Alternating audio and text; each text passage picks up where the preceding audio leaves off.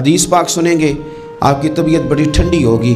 میرے نبی پاک صلی اللہ تعالیٰ علیہ وسلم ارشاد فرماتے ہیں کہ جو بندہ سوال سے بچنا چاہے گا، ارادہ کرے گا اللہ میں نے کسی سے نہیں مانگنا، فرمایا جو سوال سے بچنا چاہے گا رب اسے سوال سے بچا لے گا۔ اور جو لوگوں سے بے نیاز ہونا چاہے گا، کہے گا یا اللہ مجھے دنیا داروں کا محتاج نہ بناؤ، اپنی بارگاہ سے عطا فرما۔ جو لوگوں سے بے نیاز ہونا چاہے گا اللہ لوگوں سے بے نیاز کر دے گا۔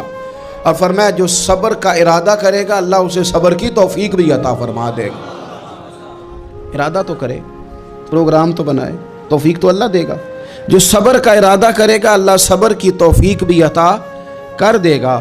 اور حضور صلی اللہ تعالیٰ علیہ وسلم فرمانے لگے یاد رکھو کسی بندے کو جو بہترین تحفہ دیا گیا ہے نا، اگر کسی کو کوئی بہترین عطیہ ملا ہے تو پھر اللہ تعالیٰ نے اسے صبر عطا فرمایا ہے۔